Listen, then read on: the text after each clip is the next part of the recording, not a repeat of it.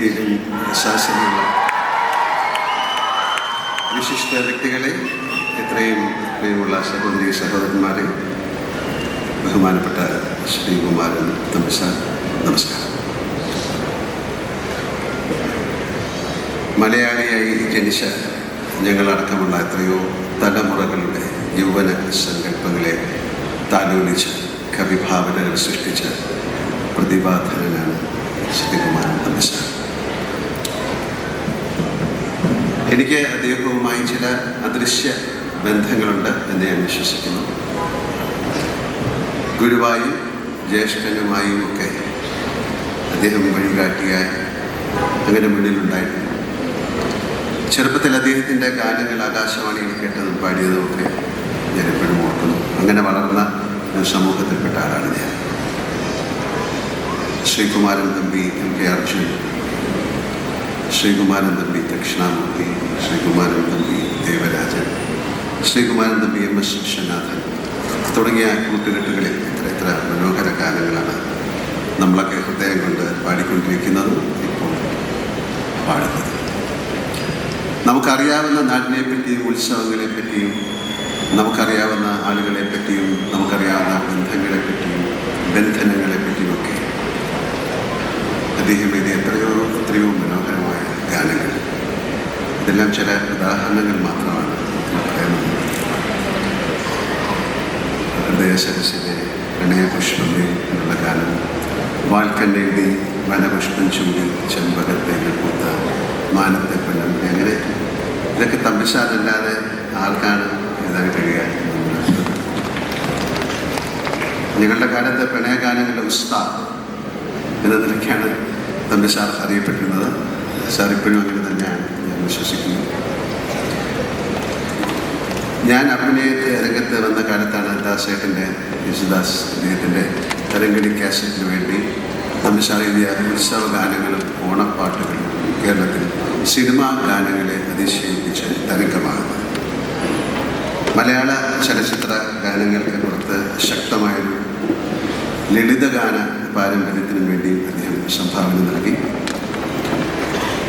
അദ്ദേഹം കഥ എഴുതി സംവിധാനം ചെയ്ത ബന്ധുക്കൾ ശത്രുക്കൾ എന്ന ചിത്രത്തിൽ അദ്ദേഹം തന്നെ രചിച്ച് സംഗീത സംവിധാനം ചെയ്ത ഗാനങ്ങൾ വിൽപ്പനയിൽ റെക്കോർഡിട്ട് മലയാളത്തിൽ ഗോൾഡൻ ഡിസ്ക് ബഹുമതി വരെ നേടി. 1982 തമ്പിസാർ നിർമ്മിച്ച് തിരക്കഥ എഴുതി സംവിധാനം ചെയ്ത എനിക്കും ഒരു ദിവസം എന്ന സിനിമയിലാണ് എന്നെ അദ്ദേഹം അഭിനയിപ്പിക്കുന്നത്. അന്ന് തുടങ്ങിയതാണ് ഈ ബന്ധം. അക്കാലത്ത് ഞാൻ ചെറിയ വേഷങ്ങളിലും പ്രതിനായക വേഷങ്ങളിലും പ്രത്യക്ഷപ്പെട്ട് വരുന്നതേ ഉള്ളൂ. ഞാൻ നായകനാകുന്ന ആദ്യ ചിത്രങ്ങളിലൊന്നാണ് എനിക്കും ഒരു ദിവസം. തൊട്ടടുത്ത വർഷം നസീർ സാറും മധുസാറും ഒക്കെയുള്ള ആധിപത്യം എന്ന മൾട്ടി സ്റ്റാർ ചിത്രത്തിലും എനിക്ക് പ്രാധാന്യമുള്ള ഒരു വേഷം അദ്ദേഹം തന്നു. 1986 ഞങ്ങളുടെ കൂടിശ്ശേരിയിൽ രവീന്ദ്രൻ മാഷിൻ്റെ സംഗീതത്തിൽ അനശ്വര ഗാനങ്ങളുള്ള യുവജനോത്സവം പുറത്തു വരുന്നത്. 1990 അദ്ദേഹത്തിൻ്റെ രചനയിൽ അന്തരിച്ച ഡെന്നിസ് ജോസഫ് സംവിധാനം ചെയ്ത അപ്പൂവിനും ഞാനായിരുന്നു നായകൻ. അതിലെ ഗാനങ്ങൾ കൂത്തമ്പലത്തിൽ വെച്ചോ കുറുമണി കുന്നിൽ വെച്ചോ, അപ്പൂവിലെ പാട്ടുകൾ അതെല്ലാം മറക്കാനാവാത്ത ഗാനങ്ങളാണ്. തമ്പിസാറിനെ പറ്റി പറയുമ്പോൾ സിനിമാ നടൻ എന്ന നിലയ്ക്ക് എനിക്ക് കിട്ടിയ മഹാസൗഭാഗ്യങ്ങളിലൊന്നാണ് അദ്ദേഹം എഴുതിയ ഗാനങ്ങൾക്കൊത്ത് ചുണ്ടനക്കുകയും അല്ലാതെ ഇത്രയും രക്ഷപ്പെടാനായത്. പാടാം നമുക്ക് പാടാം, വീണ്ടും ഒരു പ്രേമഗാനം പോലെ കാലത്തെ അതിജീവിച്ച എത്രയോ ഗാനങ്ങൾ സംവിധാനം ചെയ്യാത്ത ചില സിനിമകളിലെ ഹിറ്റ് ഗാനരംഗങ്ങളിലും എനിക്ക് അഭിനയിക്കാൻ സാധിച്ചു. അതുപോലെ തന്നെയാണ് പത്മരാജൻ സംവിധാനം ചെയ്ത തൂവാനത്തുമ്പികളുടെ പാട്ടുകൾ, മേഘം പൂത്തു തുടങ്ങി, ഒന്നാം രാഗം പാടി ഒക്കെ ഇന്ന് മലയാളികളുടെ ചുണ്ടുകളിലേക്ക് പാടുന്ന ഗാനങ്ങൾ തന്നെയാണ്. അദ്ദേഹത്തിന് കീഴിൽ അഭിനയിച്ചിട്ടുള്ളപ്പോഴും അടുത്ത് ഇടപഴകിയപ്പോഴും ശ്രദ്ധിച്ചിട്ടുള്ളൊരു കാര്യം, കൊച്ചുകുട്ടികളുടെ മനസ്സാണ് അദ്ദേഹത്തിന്. കളങ്കമില്ലാത്ത മനസ്സ്. അദ്ദേഹം പെട്ടെന്ന് ചൂടാവും, ചെറിയ കാര്യത്തിന് പിണങ്ങും, അതിലും വേഗം ഇണങ്ങും. ഒരു കൂടപ്പിറപ്പിനോടെന്ന വണ്ണം സ്വാതന്ത്ര്യത്തോടെ അദ്ദേഹം എന്നോട് ഇതുവരെ പെരുമാറിയിട്ടുണ്ട്. എന്നെ വഴക്ക് പറയാറുള്ള ജ്യേഷ്ഠ സഹോദരൻ്റെ സ്വാതന്ത്ര്യം എനിക്കും അദ്ദേഹത്തോട് തോന്നിയിട്ടുണ്ട്. തുറന്ന് ഞാൻ പറയുകയാണ്, വിട്ടുവീഴ്ചകളില്ലാത്ത സമീപനങ്ങളാണ് അദ്ദേഹത്തെ വ്യത്യസ്തനാക്കുന്നത്. നിർമ്മിച്ച സിനിമകളിലും സംവിധാനം ചെയ്ത സിനിമകളിലും തൻ്റെ ബോധ്യങ്ങളിൽ നിന്ന് അണിവിട വഴിമാറി നടക്കാൻ അദ്ദേഹം തയ്യാറായിട്ടില്ല.